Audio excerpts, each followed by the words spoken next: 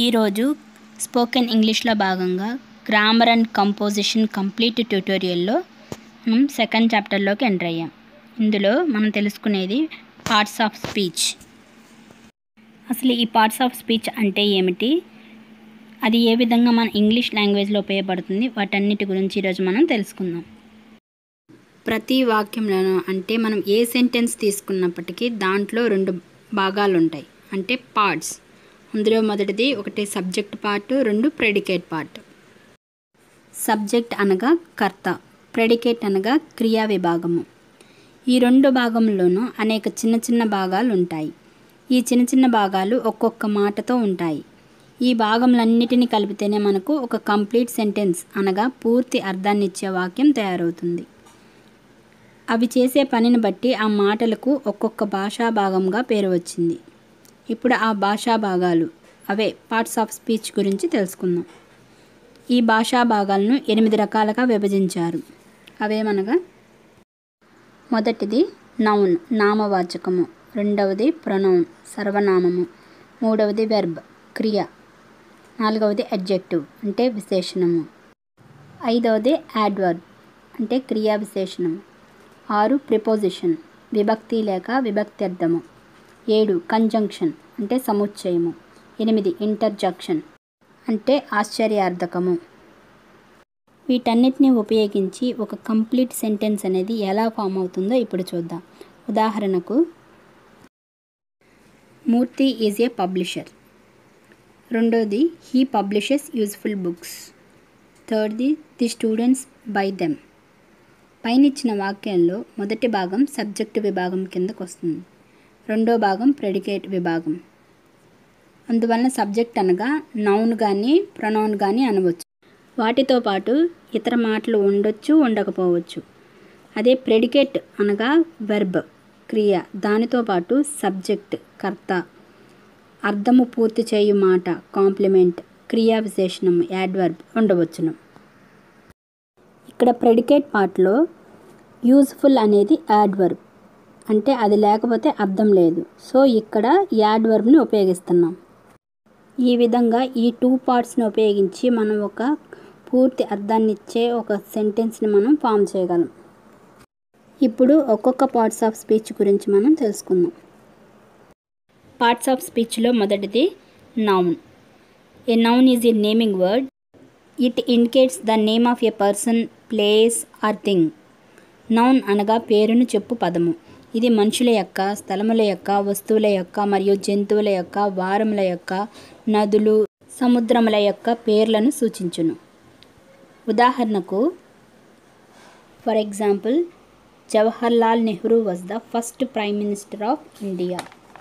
The Himalayas are to the north of India. Madras is a lovely city. ఇక్కడ జవహర్లాల్ నెహ్రూ అనేది noun. The Himalayas, Madras అనేవి కూడా nouns కిందకు వస్తాయి. పార్ట్స్ ఆఫ్ స్పీచ్లో రెండవది pronoun. A pronoun is a word used instead of a noun. సర్వనామం అనగా నామవాచమునకు బదులుగా వాడు మాట. ఉదాహరణకు, Sita is a young girl. She sings songs. పై వాక్యంలో సీత అన్నమాట నామవాచకం అంటే నౌన్, కానీ రెండో వాక్యంలోని షీ అన్నమాట సర్వనామము. సీత అన్న నామవాచమునకు బదులుగా వాడబడినది. ఈ విధంగా ప్రొనౌన్ని వాడతాము. నెక్స్ట్ పార్ట్ ఆఫ్ స్పీచ్లోని మూడవది verb. A verb is a word which expresses what the subject of the sentence is or does or has or what is done to it. అనగా ఒక పనిని కానీ స్థితిని కానీ తెలియజేయు మాటను వెర్బ్ అందురు. ఉదాహరణకు, for example, Murthy teachers science. రెండవది, the pen is on the table. మొదటి వాక్యంలో టీచర్స్ అనున్నది పనిని గూర్చి, రెండో వాక్యంలో ఆన్ అనున్నది స్థితిని గూర్చి తెలియజేస్తుంది. ఈ విధంగా మనం వెర్బ్ని వాడతాము. పార్ట్స్ ఆఫ్ స్పీచ్లో నాలుగవది అడ్జెక్టివ్ అంటే విశేషణము. An adjective is a word which qualifies a noun. Noun యొక్క గుణమును తెలుపు మాటను అడ్జెక్టివ్ అంటారు. For example, she wears black shoes. I saw a white horse. ఇక్కడ పై వాక్యంలో బ్లాక్ అనున్నది అడ్జెక్టివ్, వైట్ అనున్నది అడ్జెక్టివ్. పై వాక్యంలో ఆమె ఎటువంటి షూస్ని ధరించిందో తెలిపేది బ్లాక్. అది అడ్జెక్టివ్, విశేషణ గుణాన్ని తెలియజేస్తుంది. రెండో వాక్యంలో నేను గుర్రాన్ని చూశాను అంటే నేను ఒక తెల్లటి గుర్రాన్ని చూశాను. ఇక్కడ తెల్లటి గుర్రం వైట్ అనేది అడ్జెక్టివ్. ఈ విధంగా అడ్జెక్టివ్ని ఉపయోగిస్తాము. పార్ట్స్ ఆఫ్ స్పీచ్లో 5వది యాడ్వర్బ్ అంటే క్రియా విశేషణం. An adverb is a word which modifies a verb or an adjective or another adverb. ఒక క్రియ యొక్క కానీ విశేషణం యొక్క కానీ మరియు ఒక క్రియా విశేషణం యొక్క కానీ అర్థమును విపులపరచు మాటకు యాడ్వర్బ్ అని అంటారు. For example, the horse runs quickly. America is a very rich country. ఇక్కడ క్విక్లీ, వెరీ రిచ్ కంట్రీ అనేవి రెండు కూడా యాడ్వర్బ్. ఇక్కడ ది హార్స్ రన్స్ అంటే గుర్రం పరిగెడుతుంది. కానీ ఎలా పరిగెడుతుంది? ది హార్స్ రన్స్ క్విక్లీ అంటే వేగంగా పరిగెడుతుంది. క్విక్లీ అనేది ఈ క్రియ యొక్క పదానికి యాడ్ అవుతుంది. అందుకే దీన్ని యాడ్వర్బ్ అంటారు. రన్స్ అనేది వర్బ్, క్విక్లీ అనేది యాడ్వర్బ్. ఈ విధంగా మనం యాడ్వర్బ్ని ఉపయోగిస్తాము. పార్ట్స్ ఆఫ్ స్పీచ్లో 6వది ప్రిపోజిషన్, విభక్తి లేక విభక్తి ప్రత్యయము. ప్రిపోజిషన్ అనగా ముందు ఉంచబడిన స్థానము.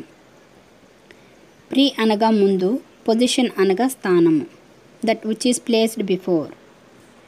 వివరంగా చెప్పాలంటే a preposition is a word which is placed before a noun or pronoun to show the relationship between a person, place or thing. దీనిని సాధారణంగా నౌన్కు కానీ లేక ప్రొనౌన్కు కానీ ముందు ఉంచుతారు. ఇది ముందు ఉంచబడిన మాటకు తర్వాత వచ్చు మాటలకు గల సంబంధమును సూచించును. For example, the book is on the table, the boy ran away with the umbrella. పైనిచ్చిన మొదటి వాక్యంలో పుస్తకమునకు బల్లకు ఉన్న సంబంధం ఆన్ అన్న మాట ద్వారా తెలియజేస్తుంది. రెండో వాక్యంలో పిల్లవాడు బాయ్కు, గొడుగు అంబ్రెల్లాకు గల సంబంధం విత్ అన్న మాట ద్వారా తెలియజేస్తుంది. ఈ విధంగా మనం ప్రిపోజిషన్ని ఉపయోగిస్తాము. పార్ట్స్ ఆఫ్ స్పీచ్లో 7వది కంజంక్షన్ అనగా సముచ్చయము. A conjunction is a word which joins words or group of words, phrases or sentences. ఒక వాక్యంలోని రెండు మాటలను కానీ, రెండు మాటల సముదాయాలను కానీ, లేక రెండు వాక్యములను కానీ కలుపు మాటను కంజంక్షన్ అని అంటారు. For example, Rama and Jyoti are studying in the same convent. He is poor but he is honest. పైన ఇచ్చిన వాక్యంలో అండ్, బట్ అనునవి కంజంక్షన్స్. ఇక్కడ రమా అండ్ జ్యోతిని కలిపే పదం అండ్. అదేవిధంగా he is poor but he is honest. ఇక్కడ అతను పేదవాడు అయినప్పటికీ చాలా నీతిమంతుడు అను రెండు పదాలను కలిపేది బట్. ఈ విధంగా మనము కంజంక్షన్ని ఉపయోగిస్తాము. పార్ట్స్ ఆఫ్ స్పీచ్లో నెక్స్ట్ది interjection. An interjection is a word which expresses a strong or sudden feeling. For example, surprise, joy, fear, sadness etcetera. మన మనసులో కలుగు ఆకస్మికమైన లేక గంభీర భావములు అంటే ఆశ్చర్యము, ఆనందము, భయము, విచారము తెలుపు మాటలను ఇంటర్జెక్షన్ అని అంటారు. సాధారణంగా ఈ మాటలకు చివర ఆశ్చర్యార్థకం ఉంచెదరు. For example, what an incident to take place, alas what the poor girl will do now. పై వాక్యంలో ఓ, అలాస్ అన్న మాటలు ఇంటర్జెక్షన్స్ అని అంటారు. ఈ విధంగా మనం ఇంటర్జెక్షన్ను పార్ట్స్ ఆఫ్ స్పీచ్లో వాడుతాము. ఈ విధంగా పార్ట్స్ ఆఫ్ స్పీచ్లోని అన్ని భాగాల గురించి మనం తెలుసుకున్నాము. సందర్భానుసారంగా వీటిని ఉపయోగించి కంప్లీట్ అర్థాన్ని ఇచ్చే ఒక వాక్యాన్ని మనం తయారు చేసుకొని మనం లాంగ్వేజ్ని ఇంప్రూవ్ చేసుకోగలం. ఈ విధంగా మనం స్పోకెన్ ఇంగ్లీష్లో భాగంగా గ్రామర్ అండ్ కంపోజిషన్లోని చాప్టర్ 2లో పార్ట్స్ ఆఫ్ స్పీచ్ యొక్క భాగాన్ని కంప్లీట్ చేసుకున్నాం. నెక్స్ట్ చాప్టర్ కోసం, అదేవిధంగా మరిన్ని చాప్టర్స్ కోసం మా ఛానల్ని సబ్స్క్రైబ్ చేసుకోండి, లైక్ చేయండి, షేర్ చేయండి. కామెంట్ చేయండి. ప్రక్కనే ఉన్న బెల్ ఐకాన్ క్లిక్ చేయండి ఫ్రెండ్స్. Thank you. అలా చేయడం వలన మా లేటెస్ట్ అప్డేటెడ్ వీడియోస్ మీ ఫోన్లోకి వస్తాయి. Thank you friends.